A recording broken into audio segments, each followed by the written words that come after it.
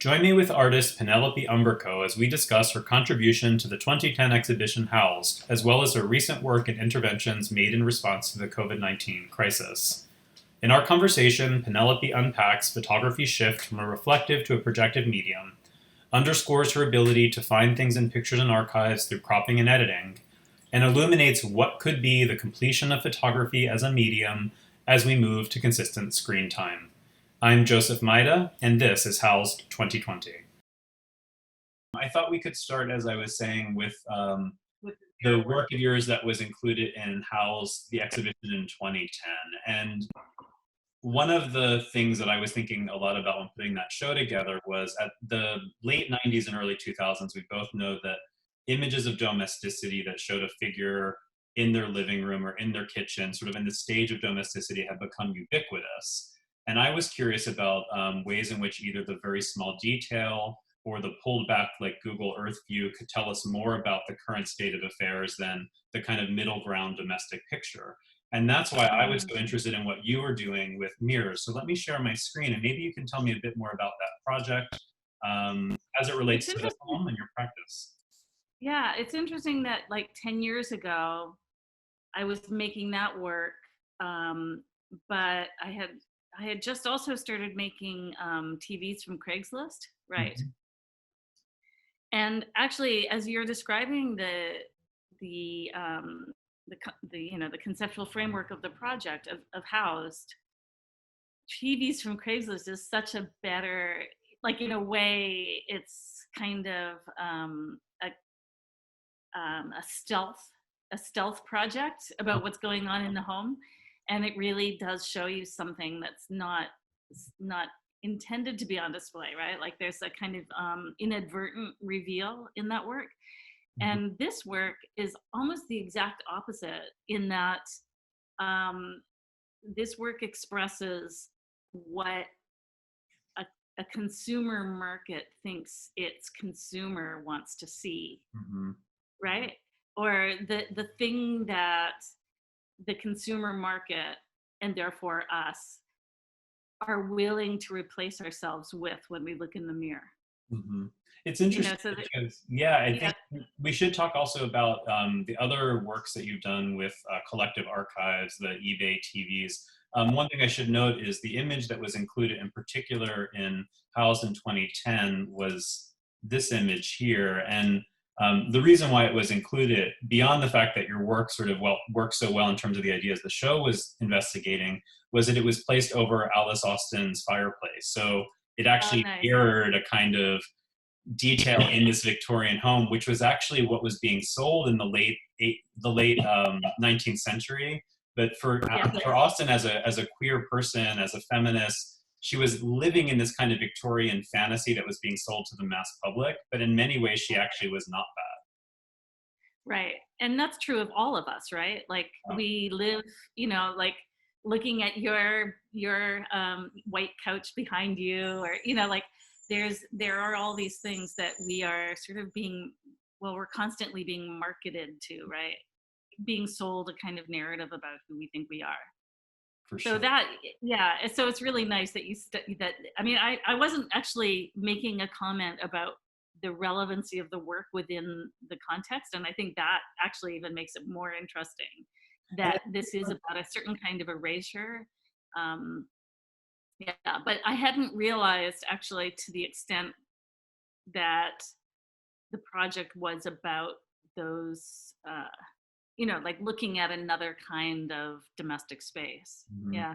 I mean, the beauty in all of your work is that I think you're able to always use an ambiguity, but through such a kind of pointed look at the detail, you speak to this larger kind of cultural concern, cultural trend, collective consciousness. And I think that happens in so much of your work, in part because you're dealing with archives, but also in the ways in which you're finding these images that are oftentimes so kind of ubiquitous or on their own, maybe not so interesting. But then when you start to understand how to put them together in a meaningful way, it becomes such a kind of cultural, I would go so far as to say critique. I mean, I think there's a kind of criticality in your work that's quite remarkable. I mean, I think, it's interesting because you're seeing it from the point of view of a viewer, right? Like the viewer as a viewer, you're feeling that investigation or that sort of deep dive into this weird set of concerns. But as a maker, and you know this very, very well as a maker, that nothing can hold you as long as it needs to hold you in order to make a really interesting body of work, unless it really has something deep about it that you're constantly sort of trying to figure out what it is, right? Absolutely. So yeah, so I think that that's what I think that's what you're picking up in the work, and the fact that, for instance, with those mirrors, that sense of disappearance when you're looking into the mirror is like such an almost an existential question, right? Like if you see these as sculptures rather than as photographs, what you're doing is you're seeing an image, you're seeing a sculpture of a mirror because they're actually formed in the shape of the actual mirror that was being sold. But then you're looking into that mirror and you're not there. And to me, that moment of disappearance and then being replaced by these objects was what was the driving force behind this work, right? I'm so glad you mentioned that, because what we can't see, so much of your work does exist, or starts out with kind of images that are shared online, images that are part of this collective archive. But this project in particular, and so many of your projects as the works that we would see in a gallery or a museum, are objects, and there's a kind of physicality. And so these do really have a kind of remarkable experience. When you see an actual one of these in person, you almost do think maybe you could, from afar, you might see your reflection, or you might even think it could be a mirror. And then as you get closer, the pixelation of the original source material gets much clearer, and you're aware of the sort of the fantasy dissolves. Exactly. And one of the things that I was really, well, one of the things that I wanted to maintain in this work was that, that idea. Actually, Rosalind Krauss writes about Agnes Martin's paintings like this, like you're far, how they change as you get closer and closer to them. And for this one, what I really did want to have happen is that you have that exactly as you're saying, this idea that you could maybe see yourself in it, but then all of a sudden it flips into being, oh, this is my imagery. This is the imagery I look at every day. And this project started actually in 2001, before we had the internet then, I guess, but there wasn't a lot of internet shopping. So it actually started with product catalogs that would come to my house, like print catalogs. And the first images, I'm not sure you can see this in some of them if if we have enlargements, but it's actually a dot screen, not a pixel. Technology is such a odd, for me, a lot of what I'm doing is interacting with how people make and share images. So I'm so subject to changes in technology in my work. So in this case, 10 years after I'd started this project, I was asked to show that big wall, the first image that you showed in Arles. And at that point, it made no sense to be scanning images from catalogs. It made much more sense to go online and find the images on the websites of these companies like West Elm and Pottery Barn and whatever. So, and some of them I refound, like they were still being sold. So they had a dot screen, and ooh, nice. Oh, I missed it. There was weird. I don't know what you saw on your side, but it got kind of split up. It was kind of interesting. Wow. But I tried to get a screen grab of it, but it resolved itself before but anyway, yeah, so some of them have a combination of a dot screen and a pixel grid, and then some of them are just dot screen, and some of them are just pixel grids. And for this project, I mixed them all up just because I wanted that also, the sort of history of technology of marketing to be included in that. And I think that points to something else that's in all of your work, whether or not people think about it first and foremost, which is when I think of your work, I think about you as a conceptual artist who has a practice that often intersects quite directly with photography. And photography's subject oftentimes is time, right? Time is often the thing that we're thinking about. And I do feel this installation is so powerful in thinking about a kind of history that maybe is also not immediately visible, but when we look at your title, um, and then when we look closely at the work, you can start to notice sort of different way, the difference between a pixelation and sort of the way in which an image would be reproduced in a catalog. I think those kind of Yeah, yeah. subtle details are so powerful. Thank you. Thanks. It's interesting. When I first showed this work at Julie Saul Gallery, like in 2001 or I don't know, ages ago, um, they were called Untitled. Hmm. And the review, maybe they were called Untitled, or maybe I forget exactly when I decided to call them mirrors, and then in brackets from catalogs, Mhm. and then later mirrors from internet webs, whatever, home improvement websites. And my titles often change based on people's reactions to them. So the first review of this work was Penelope Umbrico's beautiful pictures of mirrors. Right? And I'm like, oh my God, that misses, like, it's just Completely not what it is, right? And I, so then I realized, okay, I have to retitle this. It has to be really clear in the title what it is. The same with the Suns project. It used to be Suns from Flickr, and people started writing about, oh, she's taking sunsets from Flickr. So I had to retitle it Suns from Sunsets from Flickr. But the other thing that you said that I think kind of the answer is another question, and that is that the work is so physical. Mhm. So one of the things that's interesting about my working process is, yes, I spend most of my time on my screen, on a screen, making the work. And a lot of the work has to do with the screen now, like the historical process of like how photography was a print medium that was attached to the substrate of a piece of paper, and how that's shifted to the screen, and the idea of how photography as a projective medium, because sorry, as a, well, first coming from light, but in the end a piece of paper that it reflects light, right? So photography as a reflective object, and the relationship of that to that object scanned and seen on the screen. Mhm. So then it becomes a projective image, and just those shifts of projection and reflection, and also the that shift, as well as the shift of the object that was the original thing that I'm looking at, Mhm. that is actually physical and really difficult to manage in the world. um, and then its movement to the screen, which makes it just code, which is very light. Yeah. Well, depending on how you think about code and the internet.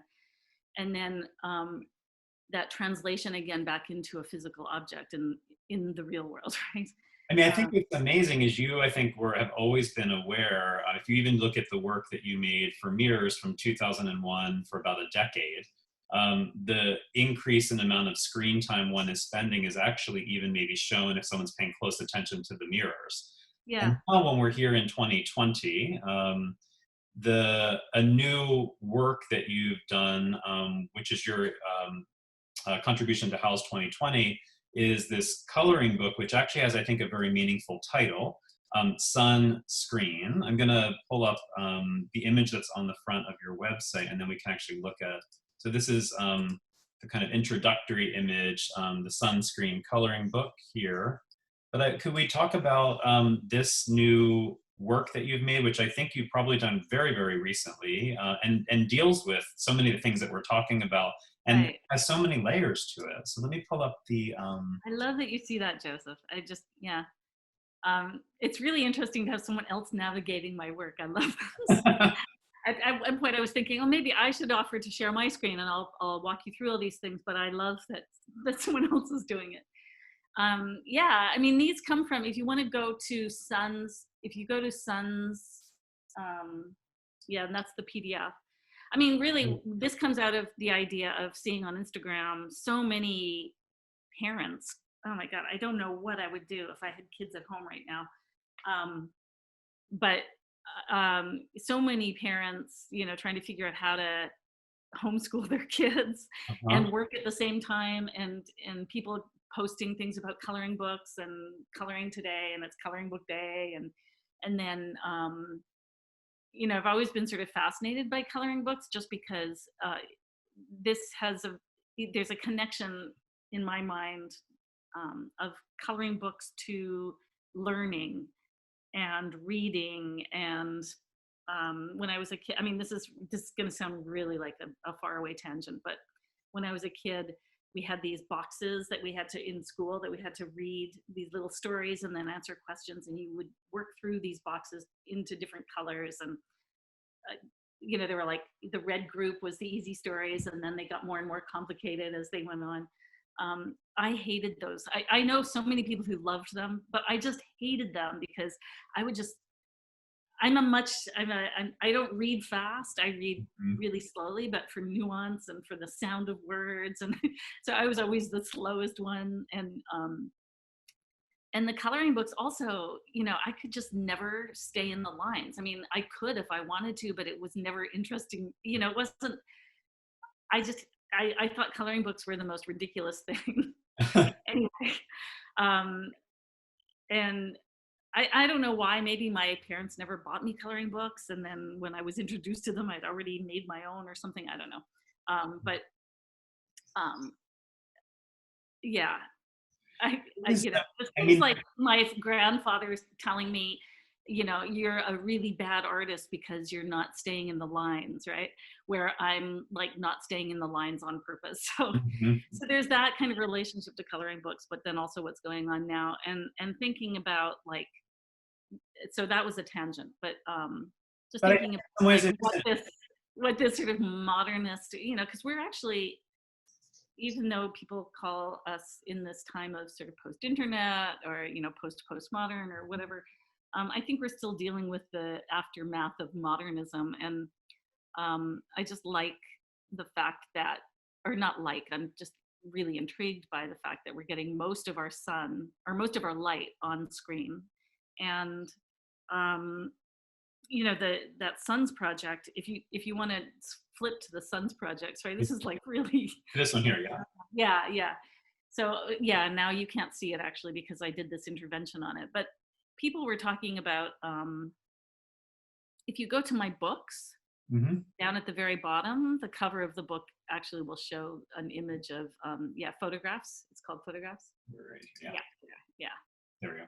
So that those images of suns, at first people were talking about them like, what does it mean for me to take an image, like to be a photographer in the second hand, like not experiencing the sun myself, but experiencing um, the sun through someone else's photography. And that was like one of the first questions that somebody asked me in an interview. And I was like, no, I am experiencing these images firsthand on the web. These are web images. We're not looking at the sun. We're not looking at sunlight. We're looking at screen light, Mm-hmm. and just that shift of like really understanding through the medium what it is that you're looking at. So that kind of conversation led to, and actually the book, I'm trying to scroll up. The book image here, this just up there, the cover, what I did was I actually inverted, there's a story, I'm trying to sort of give this kind of narrative here where the sun, which sort of implies this kind of optimistic, utopic idea about nature, gets completely inverted on the inside of this cover. And that inversion touches the image of the TVs. These are all images of TVs with flashes in them on the actual hardcover of this book. Got it. And so this actually is, if we look closely at your book, which came out, I believe, in 2011. Yeah. Right? No, Yeah. 2000. Yeah, exactly. Yeah. So, but this intervention that you've now done, if I go back here on your website, is actually kind of harking back to something you were even thinking about when you were producing that book. Right. Yeah. And this to me was this image is so dystopic. It's like the sun is black. It does kind of look viral. And, there's something so sad about this image to me, even though I think a lot of people think it's really beautiful. But I think, that's one of those things with my work. If you really think about what you're looking at, it's actually not. It's not it's maybe beautiful, but it has this subtext to it that's Anyway. So yeah, all of this was going into that coloring book idea of just like, okay, well, if most of the light that we're getting is from the screen now, what does it mean to bring the screen inside the domestic space and do something that's so domestic, like fill in, color in the coloring book? Right. Yeah, I think that I mean, for me, the project, and you mentioned in this work, right? This can look sort of like when you make the suns black, they start to look like viruses. And I couldn't help but think here Yeah. too, Yeah. as we're seeing images of this coronavirus, which has spikes, all of a sudden this coloring book has a very subversive component to it, which it does feel like, while we usually think of things for children as being very benevolent and innocent, this has another layer to it, which actually does speak to the moment. It speaks to the image that we're seeing. It speaks again to something that runs throughout all of your work, which is using abstraction and ambiguity in a way that's actually quite pointed. It's not abstraction to make things less clear, but from my reading of your work, you often use abstraction and ambiguity in a way to be quite poignant about what's happening and in the moment in which you're responding to the culture through how it produces images. Yeah, thank you. And I should get you to write about my work. You're so eloquent about it. It's so nice. Um, yeah, I mean, I think that abstraction is kind of an interesting concept. Oh my God, I'm sorry about all these dingings. There's some text thread that I'm on that It's everybody's actually it's kind of great in a way because it really does texting. speak to the moment. I mean, in some ways, this is our Yeah. reality, right? So, But abstraction is okay. So abstraction in terms of my work is interesting because I actually, especially in a photo context, like when I'm asked to give a talk in a very, sort of deep photo context, I often say that I am a photographer, and I could actually even say I'm a documentary photographer, right? Like I'm going into spaces that I think will have something that speaks to an issue in the way that a documentary photographer might do, right? mhm. And then I'm actually taking a photograph there, um, whether it's a screen grab or downloading and taking a small section of something. But that's what photography inherently does. So everything that I have made is actually extremely representational. Mm. Um, but I am pointing, like what I end up doing is finding things that in the crop then start to feel abstract because what you're looking at is something that you're not used to looking at. And yeah. I mean, something that I know too from we've shared a lot of students, and so many of my students who have had you as a teacher say how remarkable and inspiring you are as a teacher of photography. And someone may not look who doesn't know you or know the sort of ins and outs of your practice so well might not look at your work and think immediately this is a photographer in a way. Yet I can say very much based on evidence that from the students that we've shared, any student who has studied with you values so much your input in terms of their photographic education. So that's just Yeah. kind of an interesting thing to think about. And I think what you're pointing to there is what you actually said to begin with, and that is that often the subjects in my work are photography, right? Mhm. And that is actually, I mean, photography to me is the most interesting medium just because it is so populous, but it's also so mutable and sort of elastic, right? It can be editorial, it can be fashion, it can be scientific, it can be, you know, evidential, it can be all these different things, and it really comes out of it.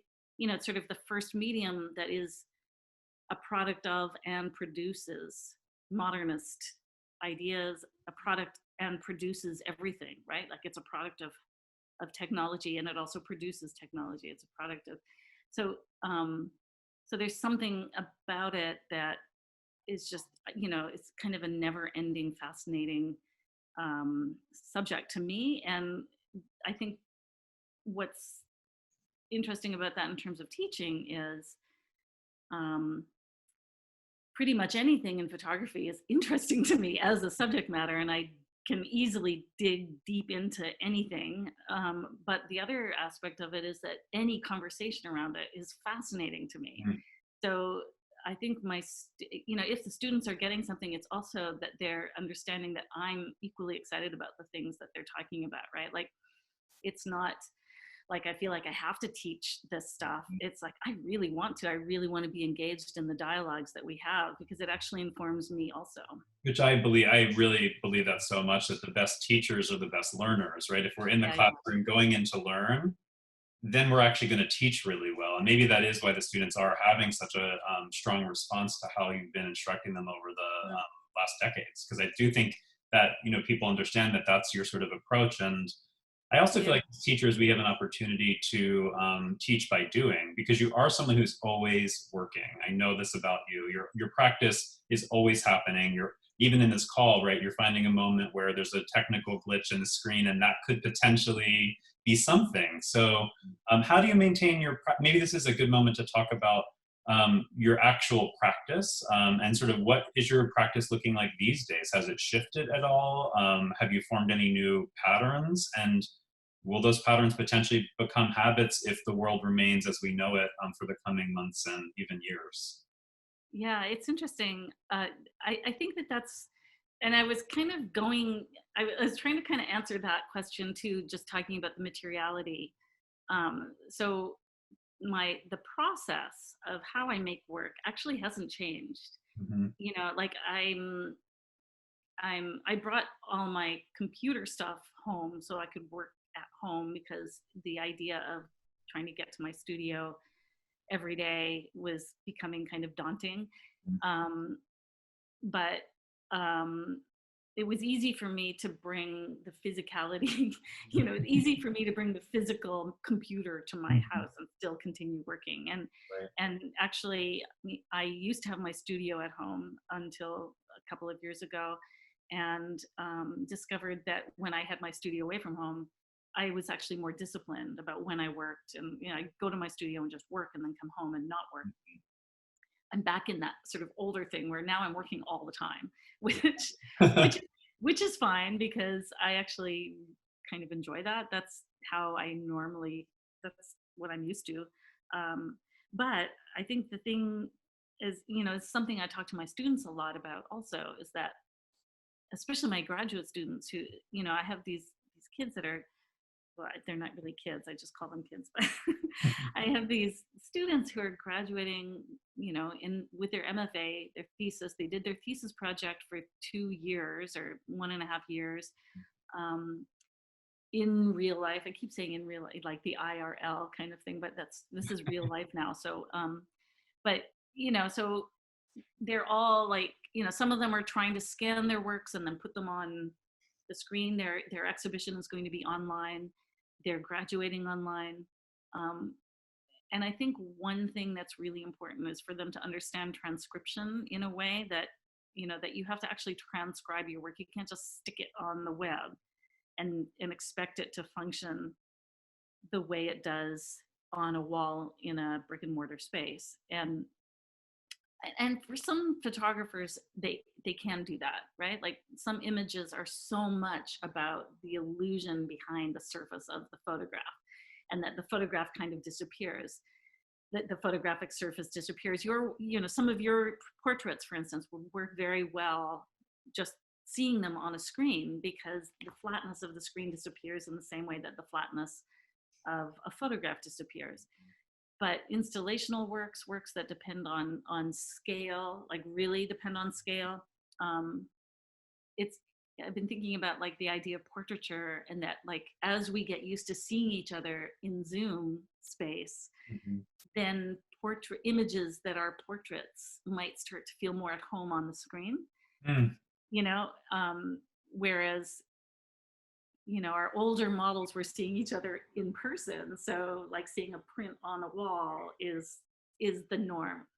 And Yeah, I'm wondering if that kind of experience, that sort of affect of the medium, will shift as we start to experience things differently. I just um, saw a friend yesterday who I lent a camera to, and I haven't seen any of my friends or colleagues in person in months. But he lives in the neighborhood, and his camera broke, and he wrote me a message and said, "Hey, if you happen to have a camera, could I borrow it?" And I said, "I do have that camera, and you're welcome to use it." But when I saw him, there was a moment where I thought, "Well, I've seen you on the screen, but I haven't seen you in person," and he looked different. And I'm wondering if we're all going to be a bit kind of like when we see each other in person again, Yeah. slightly not recognize each other because we're so used to this kind of 2D representation of each other, which flattens our faces and is Yeah. maybe more photographic, but it's not really the experience of seeing each other three-dimensionally. It's sort of like really it's sort of the completion of photography, right? Like like one of the things that I like to think about is before we had a fixed image, our image was always tied to our bodies, Hmm. right? Like if we saw ourselves in the mirror, if we left the mirror, the image wouldn't be there. Or if we had the camera obscura and you had the image on the wall or whatever, if you moved what was being projected on the wall, that image wouldn't be there anymore, right? So that the program of photography is to really fix that image. So now you've untethered the person from the image of the person. Yeah. And then this is sort of the final, maybe the final act, right? Like where that untethering is complete. Like the real no longer functions as the real. This is the real. It Yeah. becomes, yeah, I mean, and there is something dystopic about that in a way, Yeah. which I think is often in a lot of your projects, we can read a sort of dystopic component. But I do think as image makers and as artists, there is something maybe not optimistic about it, but it does suggest that when I talk with you, I realize your path forward will be the path that you followed all along, right? You can keep working. I can keep working, but okay, so everybody's Where is the asking but, about I like, guess, yeah. yeah. So everybody, this is a huge question. Like, how has your work changed? My working methods have not changed, Mhm. but then the physical output of the work, you know, it's like it's so important to me that people do experience these things in person, right? Like the mirror is a very different thing when you're standing in front of this sculpture and feeling that disappearance than when you're looking at an image of it on, you know, like your screen is a frame that Mhm. is framing something that, you know, like, so that's a very different experience. So the equivalence, the equivalency to me of making an image or making a work like that mirror work would be to somehow maybe create a virtual space in which you understand your position and then your position disappears, right? Like, but that would be a whole different project for me. Yeah, It it's would look VR very and AR, different. really, Yeah. right? You're going into that virtual reality space where you're really Yeah. creating, we're forgetting the actual space, and then the virtual space does replace the actual experience. Right. And so basically, almost anything that's kind of virtual reality that requires this does the same thing that that mirror work does, right? So, Mhm. but yeah, I mean, I think that the physical or the sun's project, you know, when you stand in front of a wall of those things, you really do experience the kind of sublime aspect of so many people taking the same exact image of something that we only have one of in the world, right? Like this kind of subsumation of the sun in this kind of space, and understanding also that, and people don't, but you know that you're actually not looking. These are images that came from the web, not from out there, right? So, Yeah. um, yeah. So there's something. You know, I have made screen works from that work, like sunscreen. The sunscreen coloring book is meant to be printed out Mhm. and colored in, but there's a video called Sunscreen on my website also that really is meant to live on a screen.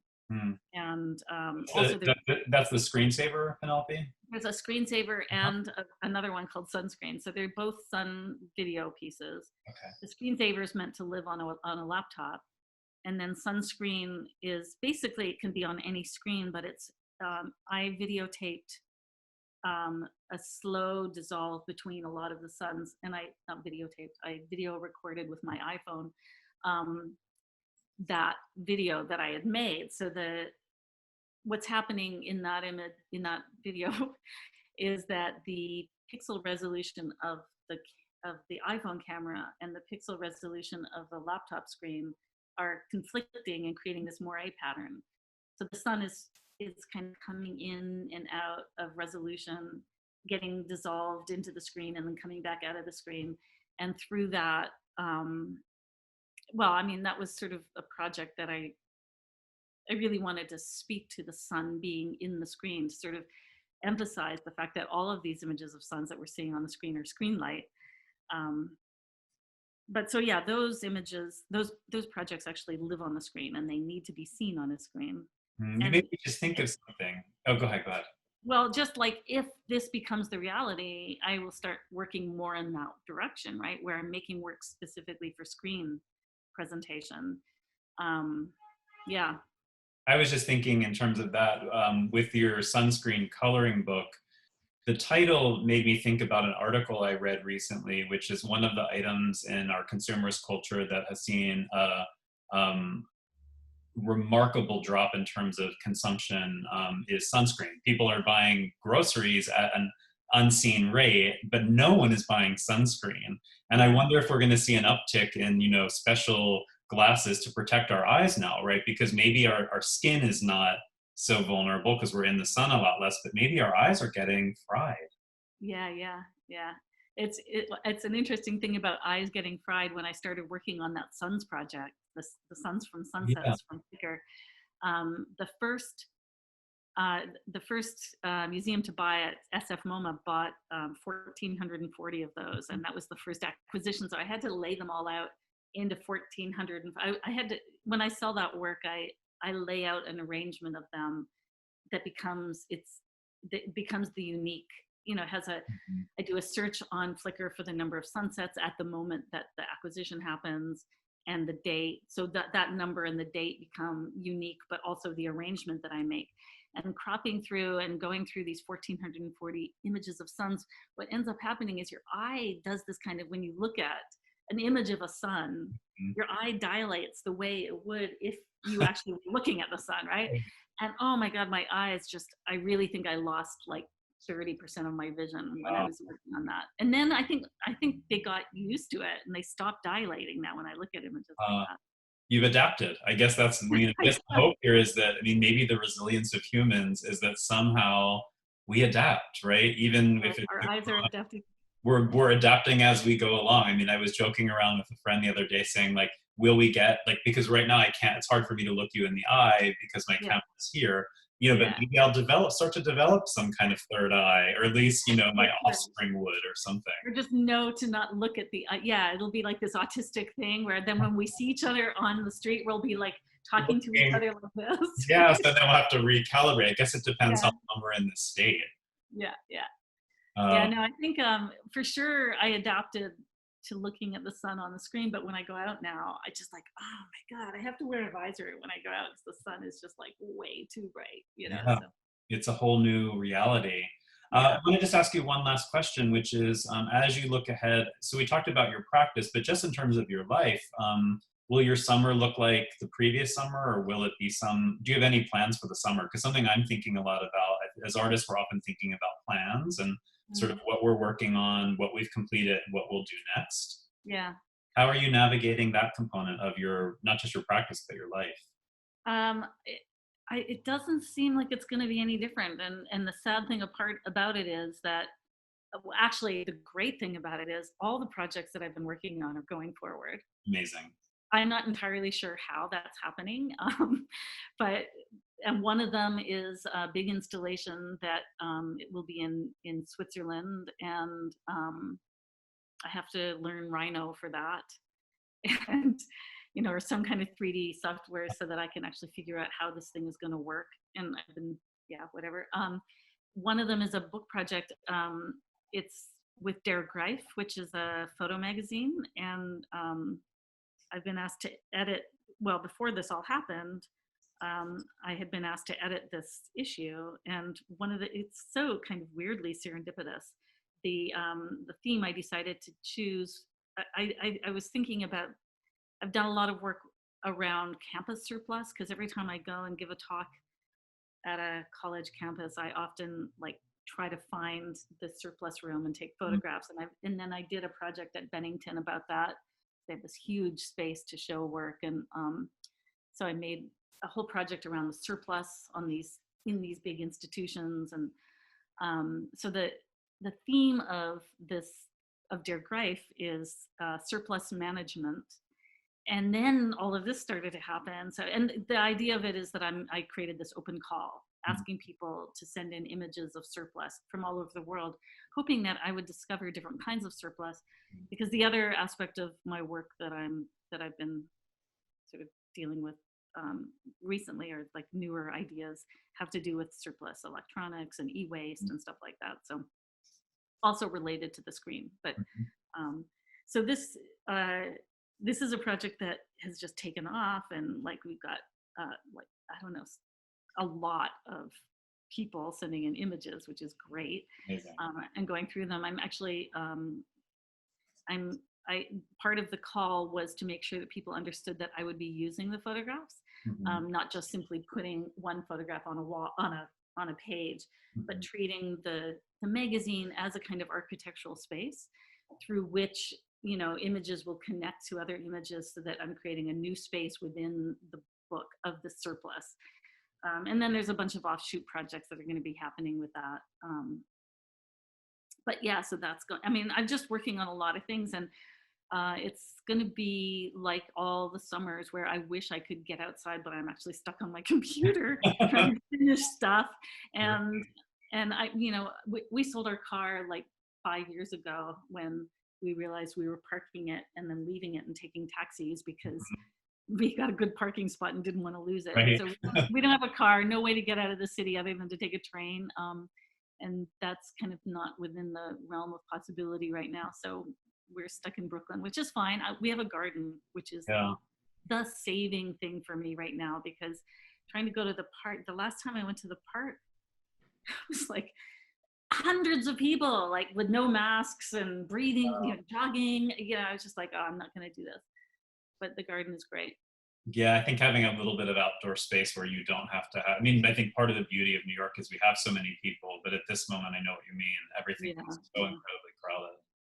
No, it is true. And then the friends of mine that live upstate, you know, in these big pieces of land, really feel isolated, because at least I can go out on the block at 7 o'clock and clap with you know, 300 other people.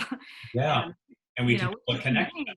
Right, that's maybe part of the beauty of New York. And it's so interesting to think about this again in terms of your work, because just at this moment too, where, I mean, I think of your practice as Penelope Umbrico, the individual artist with this remarkable way to look at things. But I do feel like your practice relies on often the kind of collective image database that's generated as source material. And I think it's maybe we feed from that as artists, right? We feed from the fact that we want to be alone to do our work, but we also want to sometimes go outside and feel connected to this larger thing.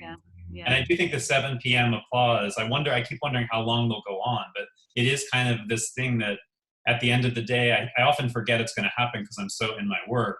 And then it starts to think, let me go out and be part of it. Yeah, it is. It's same here. I'll be working away on something, and then all of a sudden I start hearing all this stuff. I'm like, oh yeah.